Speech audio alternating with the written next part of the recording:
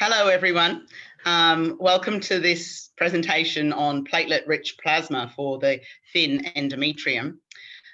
This is a little bit about me, mainly my dualities. It's been a great privilege for me to be the chair of the education committee of Aspire, and it is them that have put this great set of webinars together. I hope you've been joining us every week for the last few weeks, and of course they've got great plans for next year as well. So without further ado, I'll take you through the presentation. We did have some trouble finding a speaker for this talk, which is why it's me. I am doing a small research trial on PRP, but so I'll take you through the data. I guess PRP would have to be top of the pops in terms of regenerative medicine. It's widely used by general practitioners and orthopedic surgeons and a variety of practitioners as almost being the elixir of youth. If you search it up, you'll find it's there for many degenerative diseases, arthritis, joint injuries, sports people use it, rotator cuff injuries, diabetic foot, erectile dysfunction, tendon injury, androgenic alopecia, the wrinkles of aging. In our space in reproductive medicine, it was first reported as being used in 2015 by Chang. And if you do a PubMed search for endometrium and PRP, or platelet-rich plasma, you can see that there's been a rapid increase in interest in reproductive, in the endometrium and its place in the endometrium. So what is PRP? Well, there isn't a consensus of agreement on what PRP is. So for this talk, I'm going to refer to it as autologous blood plasma product, which is prepared by centrifugation, and the platelets are extracted from the circulating blood. The platelets contain a huge number of growth factors and cytokines: platelet-derived growth factor, transforming growth factor, vascular endothelial-derived growth factor, epidermal growth factors, insulin-like growth factors, interleukin-8, and connective tissue growth factor.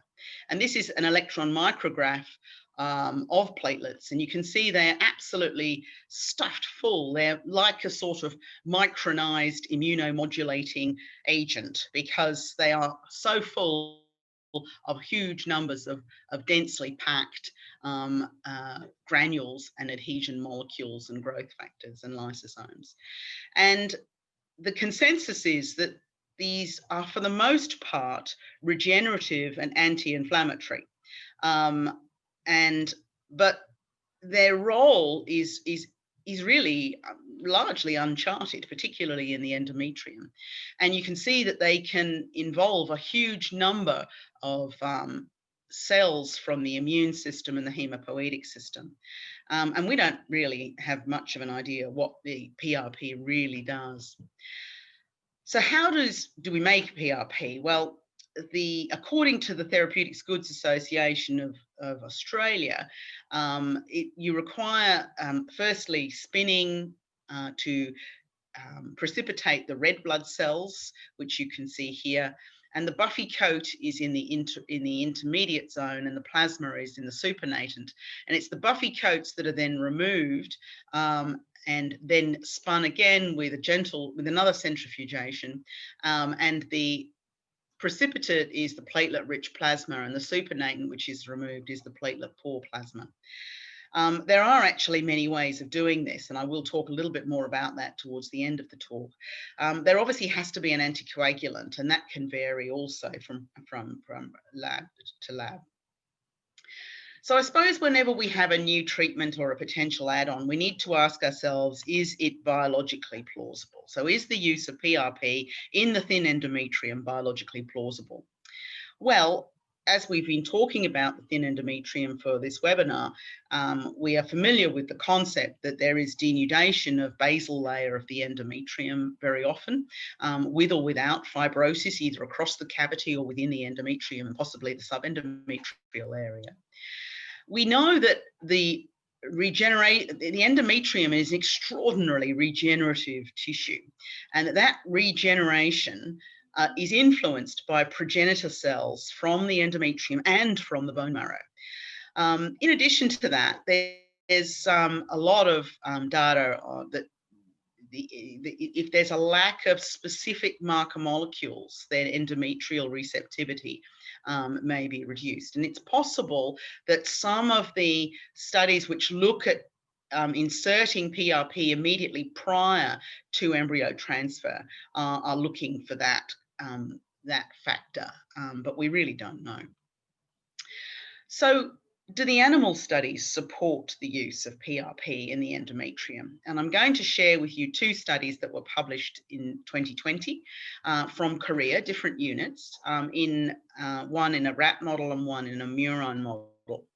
And this is the first one. And you can see that what they did here is they took female rats and they damaged the endometrium by exposing the endometrium to ethanol, and 3 days later injected PRP into the cavity of the uterus, and then 9 days later stimulated them with FSH, produced a hyperestrogenic state, and then sacrificed the animals for histology and measurement of the assessment of the endometrium.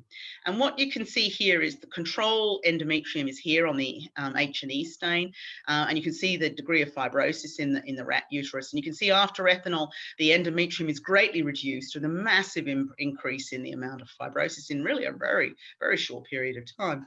After PRP, the endometrium is partially restored and the fibrosis is less, but the restoration after one application of PRP, whilst it's clearly there, is incomplete. So this is the control arm for the endometrial area, and this is the ethanol arm, and then this is the PRP arm.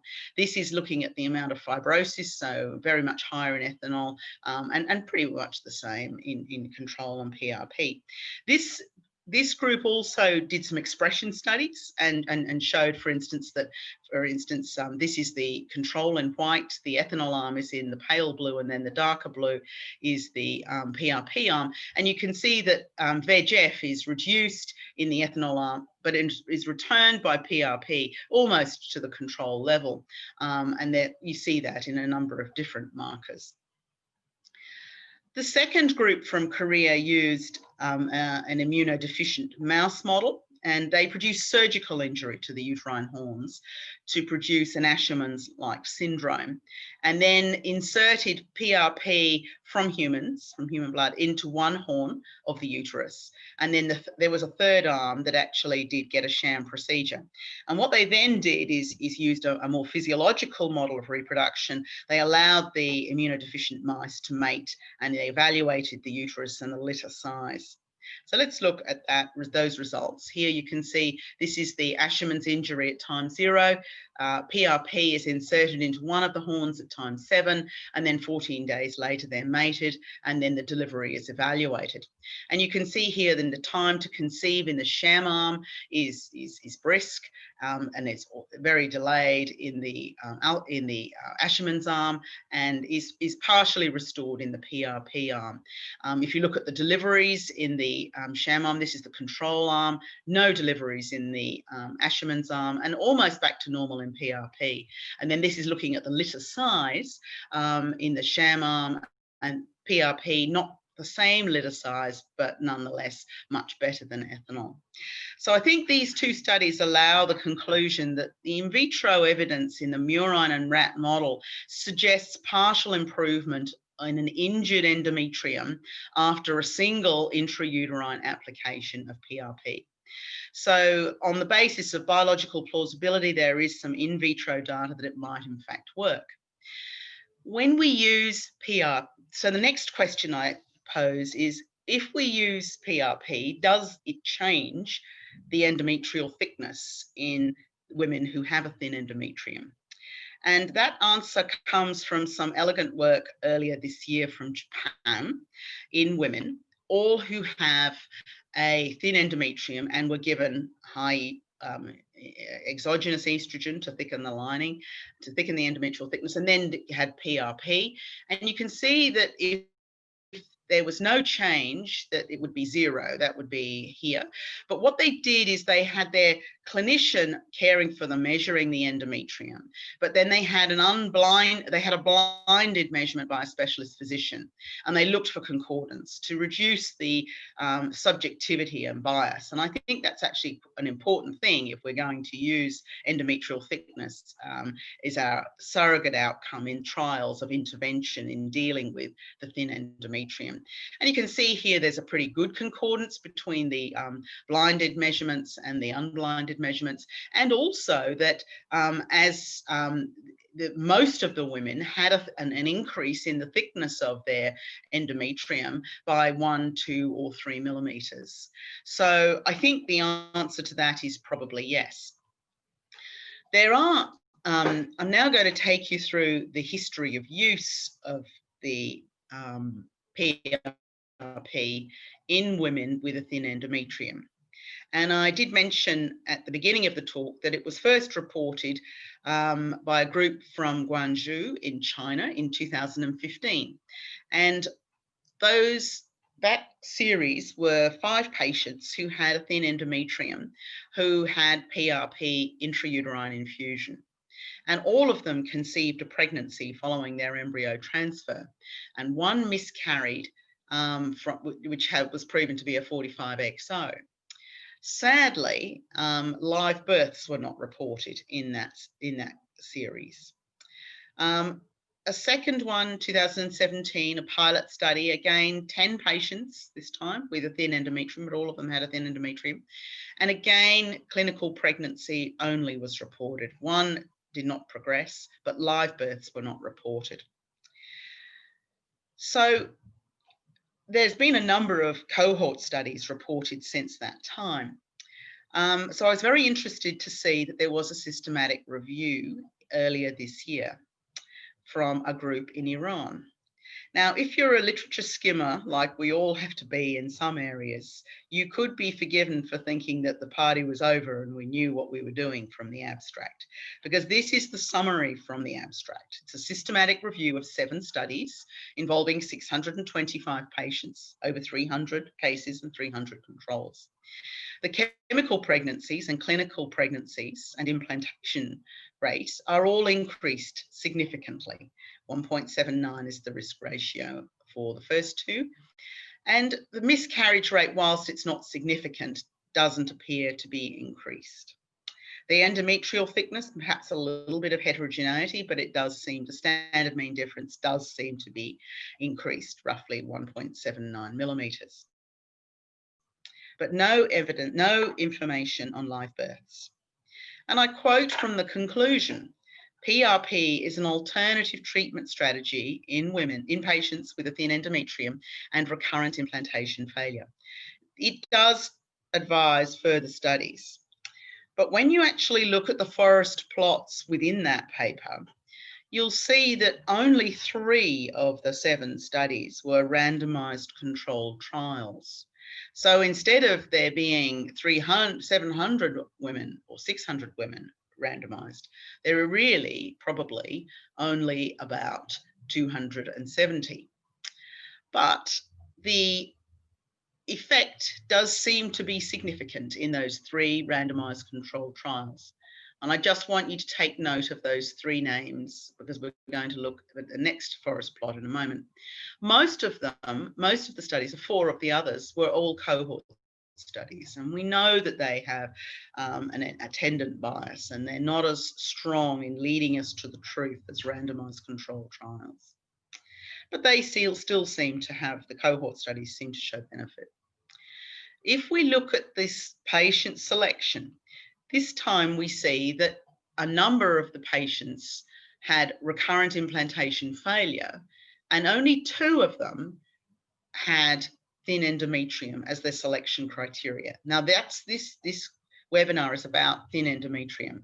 So in fact, the only randomized controlled trial, and I'll just flip back to these 3 names, the only randomized controlled trial of PRP in the thin endometrium is this one, where 83 women were randomized, 40 to PRP and 43 to control. And you can see here the measure of effect, which does, because of the small numbers probably in the wide confidence intervals, encompass 1. However, we are still seeing for all of those studies some kind of benefit from PRP. So this is the study from Iran with 83 patients randomised, and that's the only randomised controlled trial of the effect of PRP on the thin endometrium. A little bit more about that later, because I think there has been a huge uptake in the use of PRP for the thin endometrium, and I'll talk a little bit more about that. The thing about PRP is that we actually really don't know what we're talking about. There are some technical uncertainties. For instance, this is again from the meta-analysis earlier this year, that some groups are using 0.5 of a mil of PRP, some are up to 1 mil, and some are greater than 1 mil. There doesn't seem to be much difference, but there's very little standardization of the protocol or procedure for the use of PRP. And for instance, this is actually this is a table looking at the parameters which we might use in standardizing PRP. For example, there are 4 anticoagulants that we could use, which all may be very different when they're placed in the endometrium. We have no idea what is the concentration of platelets that we are administering into the endometrium when we do PRP, and further studies probably should measure that. We have no idea of whether the leukocytes are still present, and if so, how many. We also don't know how many red blood cells are there and what the significance of them might be. And there are a number of other parameters in standardizing and reaching some consensus as to what PRP means. There are a number, as with any new innovation, there are always different ways of doing things. And I just want to share with you some interesting novel innovations of using PRP. This report is again from earlier this year. And this report is injecting PRP subendometrially during a hysteroscopy. And it reports on 32 women with a thin endometrium and failure of intrauterine PRP and granulocyte colony stimulating factor. Sorry about the typo there. So that tells me that there's probably very widespread use of PRP without actually partaking in randomized controlled trials, because I can only find the one trial. So that there has been a very great adoption of this, perhaps in not a very standardized way, and maybe that's a problem. But what this group did, and I think it's very innovative, is that they injected the PRP into the 4 faces of the endometrial cavity, anterior and posterior and right and left, with 1 mil of PRP during the downregulation phase of an HRT-FET cycle. And out of these women who would presumably have a very adverse reproductive prognosis, 24 thickened their endometrium to greater than 7 millimeters, and 10 of those 24 had ongoing pregnancies. Again, no live birth data. And I think that's really very, very important for something which is influencing the endometrium, because we know that disorders such as growth retardation, abnormalities of placentation, and early loss of pregnancy, preterm birth, are much more likely to occur where we have an endometrial problem. So I do really think that live birth data is very important. And look, this group alluded to the fact that this could be putting these women at risk of adenomyosis. This is using the oocyte pickup needle to inject, and you can see it's a very denuded and pale endometrium, the PRP beneath the endometrium. Indeed, the source, commercial operators are very interested in PRP because the market, as I've mentioned, because of its potential in regenerative medicine is huge, that umbilical cord blood may in fact be a superior source to plasma-derived PRP, and there's a report of that earlier this year. So, in conclusion, preliminary evidence from animal studies and from one small randomized controlled trial in humans indicates potential benefit of the intrauterine administration of PRP in women with a thin endometrium who are undertaking medically assisted reproduction. There is no data on live births, and in particular, no data on the adverse outcomes that we might see in pregnancy. There are multiple administrations are often used, and very varied protocols are present in the cohort studies available in the literature, and we have no idea of the ideal protocol. The mechanism of action seems to be the improvement of endometrial thickness, but it could also be by other mechanisms. And I think we really do need further studies, and they need to report live birth and obstetric outcomes. And PRP should be used within an ethically approved research setting. Thank you very much.